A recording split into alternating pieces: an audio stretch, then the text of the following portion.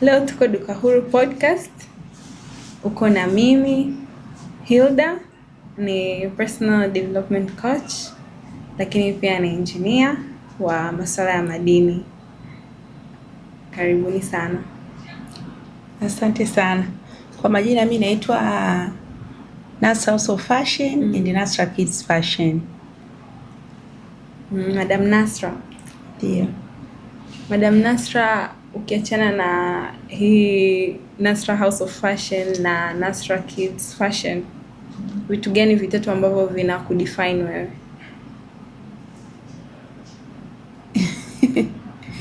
Vitu gani vitatu ambavyo unaweza kusema ndo yani vitu vyako vikubwa ambavyo vina kudefine wewe?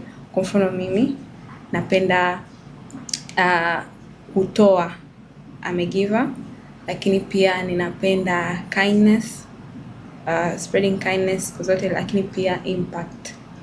Je, wewe unapenda nini vitu vyako vitatu? Mimi kwanza, kitu cha kwanza napenda kucheka. Okay. Ndio kitu changu cha kwanza kabisa. Napenda kufly muda wote, napenda kufly, niwe na majonzi, niwe sina hela, mimi ni mtu ambaye na furaha. Pili, napenda kupendeza. Muda wote, hata kama sina pesa, sina nini, na nguo yangu moja na nguo zangu mbili, basi hizo zote hakikisha ni safi. Pia yani hivyo, nitahakikisha ni safi, lakini nitakuwa very smart. Okay. Kitu kingine, napenda kutoa sadaka sana. Yani mimi naweza kutoa afu mimi mwenyewe nikawa sina, lakini nikatoa. Nikakitoa hicho kitu. Okay. Pia napenda kujifunza. Vitu vipya kila siku napenda kujifunza sana. Yani ulivyosema unapenda kucheka, na mimi automatically nikacheka. Wanasemaga ukicheka tu automatically unafanya hata mtu aliyeno nani mdogo mdogo tu utashangaa vipi hapo anacheka. Yes. Okay.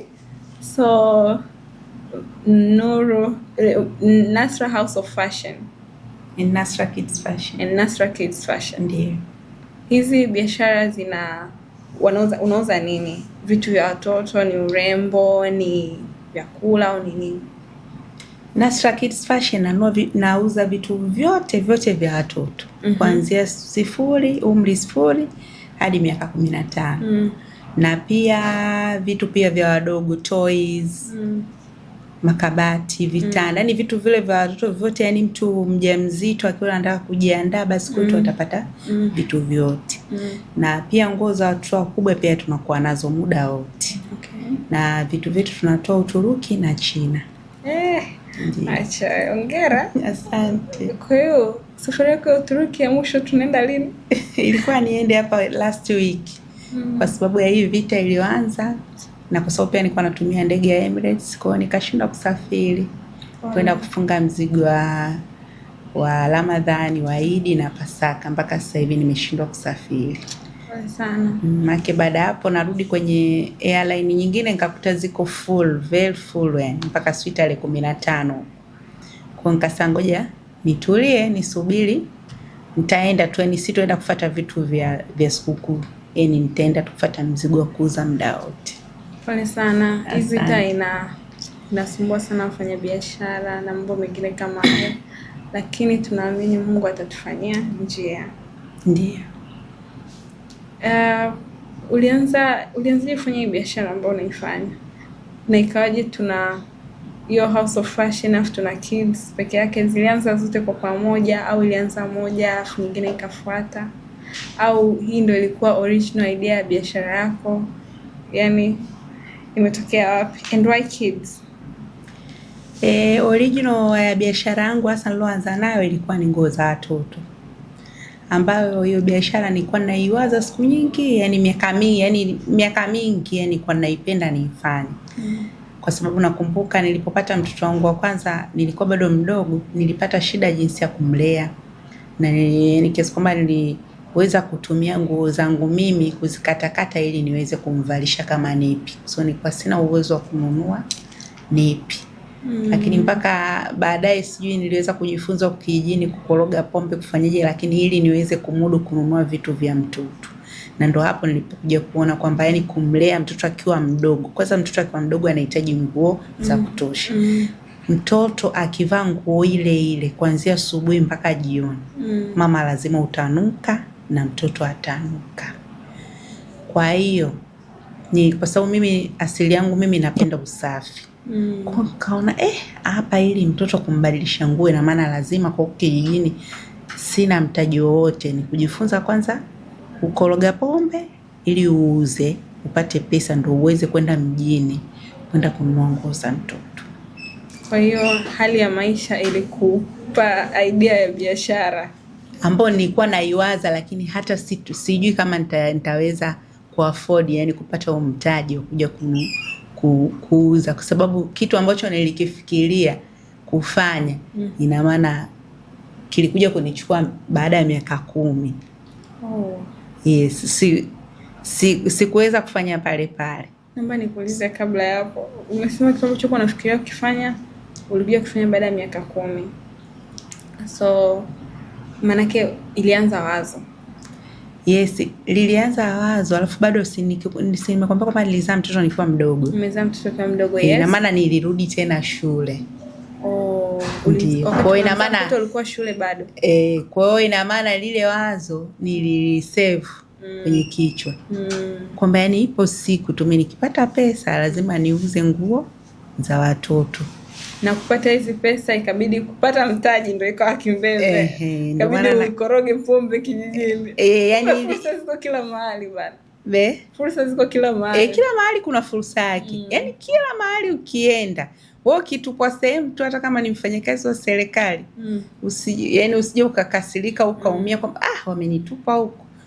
Yani kule mjini nilikuwa nafanya hivi, lakini ukienda kule kijijini unaweza kujikuta kuna fursa zaidi kuliko mjini. Kwa hiyo kila sehemu utakoenda katika maisha ya leo lazima kuna fursa yake.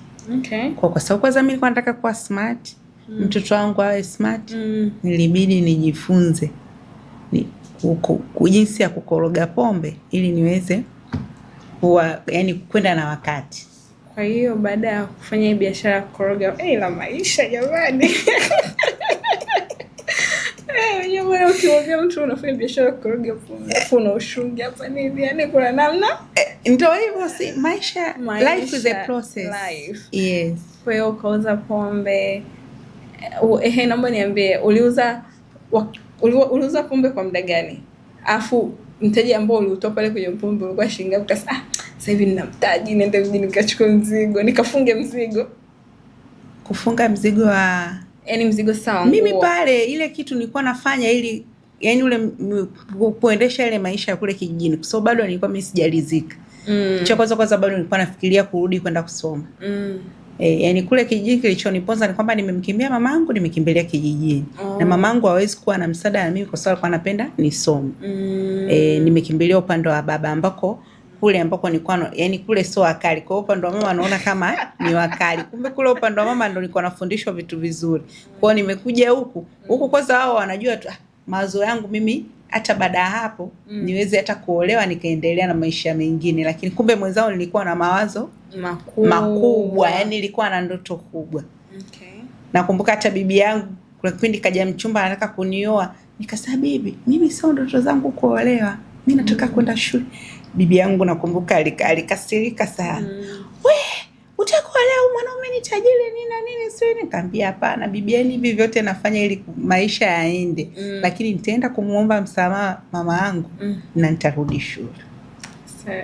Kweli nilifanya hivyo, nikarudi shule kusoma, nikaendelea na maisha mengine.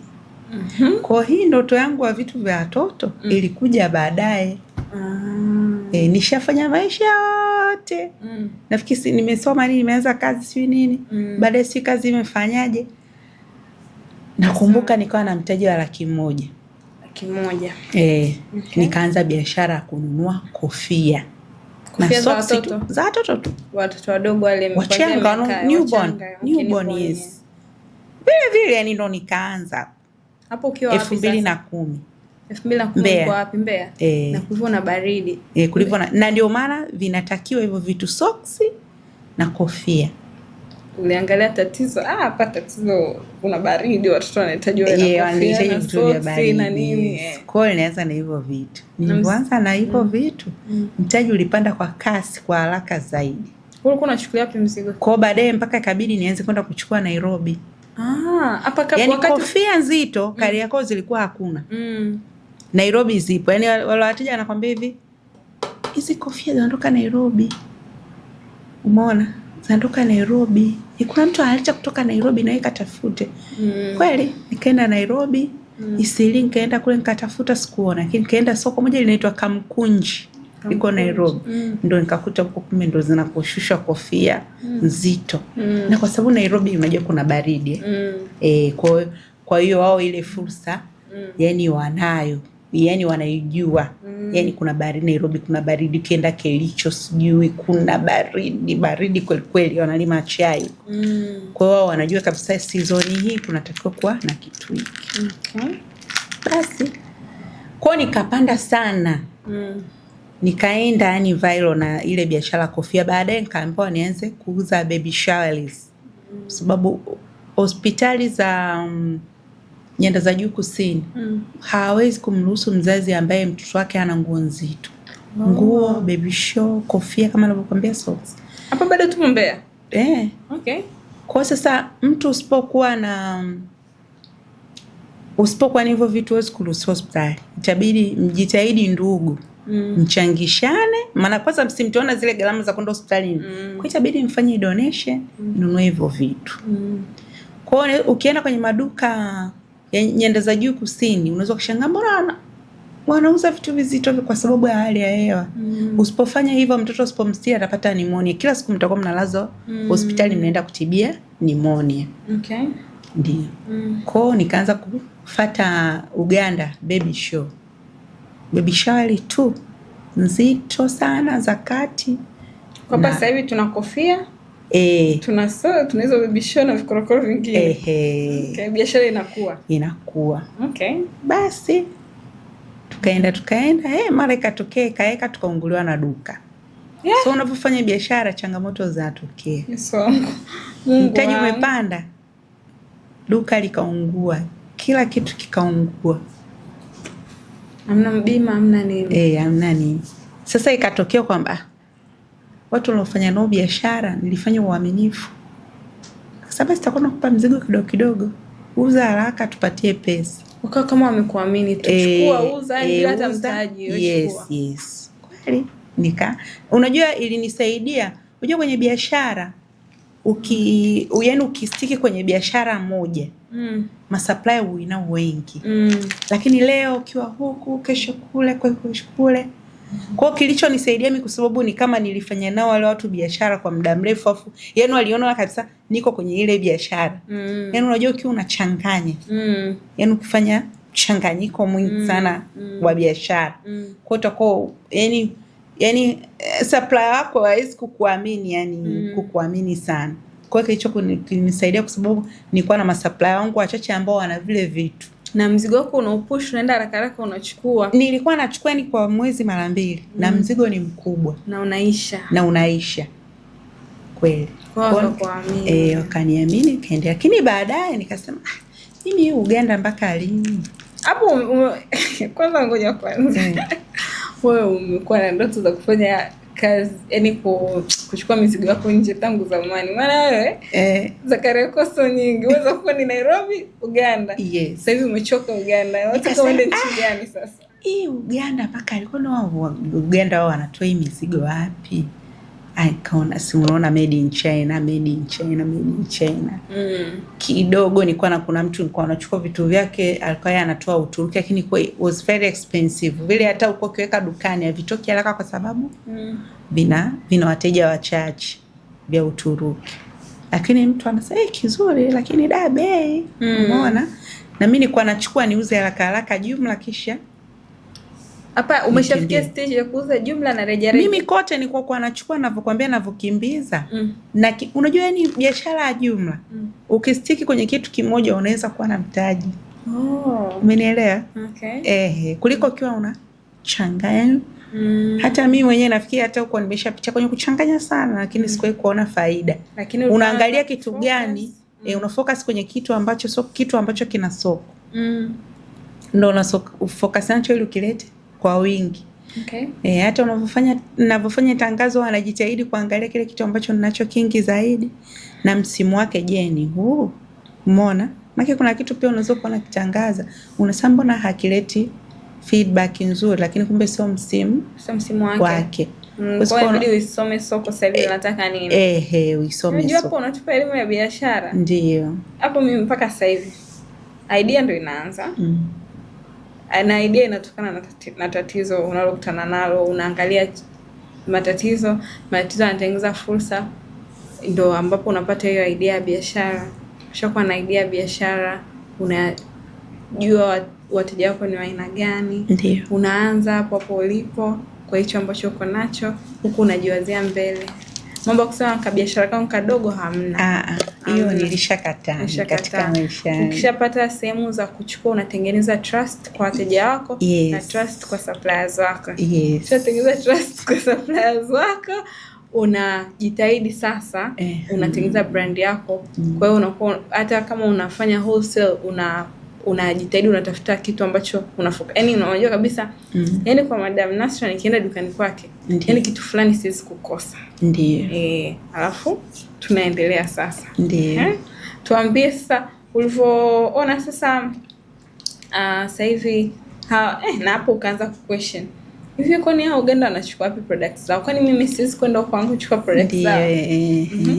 Kwa nimeenda hapo nishamaliza yani sawa ni dai wala nini. Na wakati huo nimeshapata changamoto za kuunguliwa. Baadaye na maana sasa napambana nipate mtaji na mimi nianze kusafiri. Kweli nilianza kwa mara kwanza kwenda Thailand. Nilipoenda Thailand, kaenda Thailand Bangkok. Umeenda Thailand kwa ajili ya biashara? Yes. Mimi naanza kwenda Thailand kwa ajili ya vacation. Mji wa vacation kweli, mji wa raha, lakini I never do it. Kwa nimeenda Thailand, nimezunguka masoko yao kwa kweli hayako complicated, unamaliza kwa siku moja. Kwa sababu ni mzoefu, nimeshaangalia soko la Kenya, nimeangalia soko la Uganda. Na nakumbuka wakati mimi naanza hizo biashara zangu, sijawahi kufanya yani sikuwahi kufanya labda investigation Kariakoo ni vipi. Sijawahi. Lakini kwa sababu wateja wao wakubwa wako mikoani. Kwa kutokea kule mikoani ndo wao walikuwa tunahitaji hiki. Umenielewa? Tunahitaji hiki, tunahitaji hiki. Kwa mimi nilipoenda Thailand nikachukua tu vitu vichache na kweli vile vitu. Alafu yani unachukua kabisa hiki kitu sasa. Hiki bwana kitu nanunua lakini hakiwezi kwenda viral sana kwa sababu price is big. Umeona nitauzaje? Yani so ukiwa unauza jumla lazima muangalie na ule mtu anayechukua yeye atauzaje. Umeona? Lazima uangalie hiyo gap. Yani utaki kujiangalia wewe. So yule unayemuuzia jumla naye anataka kwenda kuuza jumla. Unanielewa? Anaenda kuuza retail, anaenda kuuza jumla. Yaani anaenda kuuza wholesale, anaenda kuuza. Yaani iko hivyo Kwa hiyo nikaenda mara moja, sikurudi tena kibiashara. Nikaanza kujiandaa tena kwenda China. Kule ndo nilikofly. Maana nakumbuka kwa mara kwanza nilienda China na $5,000. Lakini mzigo niloufunga ulikuwa babu kubwa. Unaweza ukasema ndo mzigo uliokutoa? Ilikuwa babu kubwa. Na kwa mara kwanza niliona ni babu kubwa kweli kweli. Ni mwaka gani huo? 2016. Safari umeanza biashara 2010, miaka 6 baadaye tumekanyaga China. 2016. Kwa ikaja kimbembe kwenye ushuru. Mimi sasa ilikuwa nanunua tu vitu. Naona tunanunua vitu bei rahisi. Mama kwenye ushuru. Si nimeenda kwenye Ruzikago. Sijui na hiyo elimu sijaipata. Basi ushuru ulikuja kuwa mkubwa zaidi ya ule mtaji. So nilichukua vitu vya kuchukua nafasi. Lakini nilipopiga mahesabu mtaji wangu yani kwamba siwezi kupata hasara, kwamba haiwezi kurudi hata pesa yangu. Nikafly kwao, nikajipanga kivingine kwamba kwa sababu bado sijapata mtaji wa kubeba container, basi nitakuwa nacho kifanya nachukua tu vile vitu ambavyo yani ambavyo mimi sasa naona vinanipa faida, vichukue nafasi kubwa, ambazo ni nguo tu. Hivi vitu vingine yani kaona nitachukua sehemu fulani. Umeona vile vinavyochukua nafasi. Nimeenda mpaka nimeweza kuweza kufunga container yangu mwenyewe. Sasa hivi unafunga container zako mwenyewe? Nafunga container yangu. So inspired. Kwa hiyo sasa hivi kwa hiyo nimeenda Mbeya, lakini Kasaibu niamini sogee kidogo Tanzania. Nitoke mkoani. Yes. Kwa sasa hivi tuna branch Kariakoo. Yes. Nice, hongera sana. Kariakoo. Kwa sasa hivi tunaenda Uturuki, tunaenda yani mimi China, yes. Yani kwenye passport mimi visa zimetulia, mimi tu na ratiba zangu. Hongera sana. Na unasonjea kusafiri sana, ni unapata tu visa ya mwaka. Mwaka mzima unatulia, wewe ni kusafiri tu. Wewe ni kukata ticket. Wewe ni kukata, yani wewe ni ratiba tu. One day yes. Alafu pia nimebahatika pia kupata agent ambaye hata kama nikiela nisipoweza kujaza container vizuri kuijaza yani ananiambia wewe jaza tu, anawalipa masupplier. Unakuwa ni kama distributor yake. Kwa hiyo unaposha mzigo. Ametokea tu kuniamini tufanye kazi. Yeye ni sijui ana meli kama sikosei, nafikiri wanaweza kaa na meli au wanapata meli za bei nzuri. Kwa hiyo wanafanya naye kazi. Mzigo ukifika bandarini wewe umeshajitahidi, ushamlipa hela yake, umaliza. Yaani mimi hata mzigo unakuwa hujatoka saa hizi. Uko sishamlipa, naanza na China. Hello. Hebu nitumie kitu fulani kama unacho huko, naanza kufanya order nikiwa huku ili nitakapofika mimi ni kwenda. Hongera sana. Kagua. Hongera. Nashukuru Mungu. Safari yako ya kutoka kupika pombe mpaka sasa hivi una duka Kariakoo, una duka Mbeya, unasafiri hizo, hongera sana. So kwa mfano mtu ambaye hana mtaji lakini tuseme labda sasa hivi ana 100,000, akija kwako anapa kuanzia? Yaani mimi mtu akija pale kwangu ana 100,000 ni hela nyingi sana. Mimi nitampa maarifa kwamba hii sasa 100,000 kwanza nataka nijue yuko wapi. Amekuja dukani tuseme sasa kwa mfano. Nilipotokea.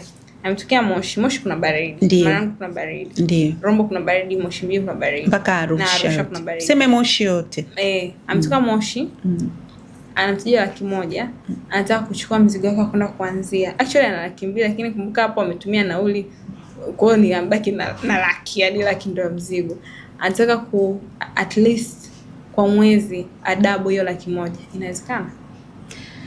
Inawezekana, lakini mimi nitakachomshauri kama yupo Moshi. Kwa sababu kama atakuwa na 200,000, atoe nauli ya kwenda na kurudi, atakuwa na haribu hela. Lakini natamani kama anaweza kuniamini. Yaani kama na hiyo 200,000, atafika mbali zaidi. Kwa sababu sisi tutaanza na urembo wa watoto. Kwa hiyo wewe utamchagulia mzigo mzuri unaotoka? Mzigo mzuri. Yes, safiri. Okay. Ili sasa ndani ya huo mwezi ile 200,000 tuidabo ifike 400,000. Natamani inawezekana. Kila kitu kinawezekana my dear. Inawezekana. Okay. Kwa sababu yeye si ana 200,000. Kitu ambacho nitamshauri yeye hata hatauza jumla. So bado mtaji ni mdogo. Mtaji wake ni mdogo. Atauza rejareja. Na mara nyingi rejareja huwa ina double. Rejareja huwa faida ni mara 2. Jumla faida yake ni ndogo sana. Ni kwamba faida ni ndogo lakini una push mzigo. Mzigo unaweza ukiwa na bei nzuri, hata ukishusha leo container hapa la mzigo unamaliza siku moja kwa sababu bei yako ni nzuri. So unajua sasa hivi tuna challenge ya ajira. Kwa hiyo watu wengi wanatamani nitaanzia wapi. Ndio. Kwa hiyo umesema unauza vitu vya watoto. Unauza pia za watu wazima pia unauza? Nguo za watu wazima pia nauza. Okay. Ndio. Na wewe kama umesema kuna agent alikuamini. Je, unaweza ukamwamini? Mtu yuko Mwanza sasa hivi. Ndio. Hela aliyokuwa nayo ni ya kuchukua tu ka frame. Akawa distributor wako au agent wako kwa Mwanza. Ukamwamini. Yeye ameshapata allocation, labda let's say mzigo wake labda ulikuwa labda ni 500,000 anataka kuchukua. Lakini hela yote imeshia kwenye mtaji. Lakini labda imeshaba kwenye kodi, akapata hata 200,000, lakini anatamani 200,000 halijezi duka, yani anatamani kaduka changamke. Una hiyo fursa ya kuwa na agents? Mimi mpaka sasa, mimi kuanzia mwaka huu 2026 nilitangaza kuwa na maagent. Lakini nilitangaza kuwa na maagent ambao tayari wameshafungua biashara. Ambao tayari ameshafungua, yani sheria mojawapo ilikuwa kwamba lazima awe na biashara. Sheria za agent ya kwanza awe na biashara. Awe na leseni na TIN. Yani awe sehemu ile ambayo inafikika, kwa sababu kuhusu mimi yule agent wangu kumconnect na wateja ni mimi. Kazi yangu ni mimi na matangazo. Kwa hiyo nilianza ile kwa nani ya juu kwa kweli. Sikuanza ile chini. It's okay. Na of course ni biashara yako, unajua ulivyo hasa kuifikia. Na sasa hivi matapeli wengi mjini. Kwa hiyo nilikuwa nataka yule mtu ambaye wa hivyo, ili baadaye, kwa sababu sasa hivi nafikiri tumetangaza mwezi wa kwanza, tumeanza wa pili, huu wa tatu, wa 4 agent wangu mimi nitaanza kumkopesha mzigo. Yes, kwa sababu ndo maana nilitaka hivyo, na masharti ya kuingia kwa agent yalikuwa yako juu kidogo. Lakini mtu aliona bwana ni gharama kubwa, nikamwambia lakini mimi kazi yangu kutangaza. Na baadaye pia tukishafanya biashara kuanzia miezi 3 nitakuwa na uwezo kukupa wewe mzigo mpaka 5 milioni. Mimi naona umefanya kitu kizuri. Kwanza umefilter, umetaka aina ya watu ambao unawataka. Na ndio maana kuna sehemu mpaka sasa hivi bado sijapata maagent. Yaani mtu anaingia anatoka. Mwanzo una agent? Mwanza tayari nishapata. Unaweza kuwa hata na 2 wanatosha. Yaani Mwanza ni kubwa. Hivi unajua mimi nimekaa kanda ya Ziwa. Mtu anapokuambia niko Mwanza waga anaijumlisha hata na Geita. Kati ya sehemu ambazo wanapenda familia ni hizo sehemu. Mwanza. Yaani mimi kukuelewa wewe mbona unaweza una mtoto? Yaani mimi kule sina mtoto, naonekana mzee. Yaani ni wanapenda. Kwa ndo maana hata Usukumani jamii yao ni kubwa sana. Yaani watu ni wengi kwa sababu yaani wanazaliana sana. Ndio. Mimi Nasra Kids Fashion and Nasra House of Fashion bado nahitaji maagent wa kuweza kufanya nao biashara. Nataka maagent very strong. Sitaki ule agent ambaye anataka kujaribu, ana wasiwasi, ana mashaka. Biashara, yani ukitaka kufanya biashara kubali kuriski.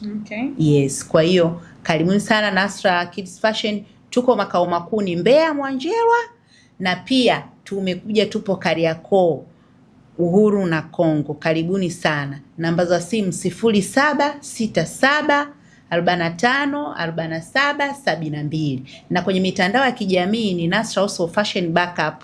Kwenye akaunti ya wakubwa tunaita backup kwa sababu akaunti ya kwanza ilichukuliwa, na kwa watoto ni Nasra Kids Fashion. TikTok Nasra House of Fashion, Nasra Kids Fashion. Karibuni sana. Huyo ni wasemaje guru wa kwenye biashara. Kama unatamani kufanya biashara na Madam Nasra, mtafute hapo, uwe agent wake. Yes, kila kitu kinawezekana. Tulikuwa hapa Duka Huru Podcast na tumaini tumejifunza sana. Mimi personally nimejifunza sana kwa Madam. Wanasema ukishaka kwenye biashara muda mrefu, na yani kwanza Madam you're very wise, yani wise, humble, afu tena uko very focused, unawaza mbele. Hongera sana. So karibuni sana Duka Huru. Hapa kuna huduma ya podcast kama hii ambayo tunaifanya. Kuna bootcamps ambazo zinafundisha mambo mengi, content, wanafundisha masuala ya public speaking, kuna huduma ya mentorship, kuna kutengeneza your brand na mambo mengine mengi ambayo utapata Duka Huru. So kama moto ya Duka Huru ilivyo, let's all win.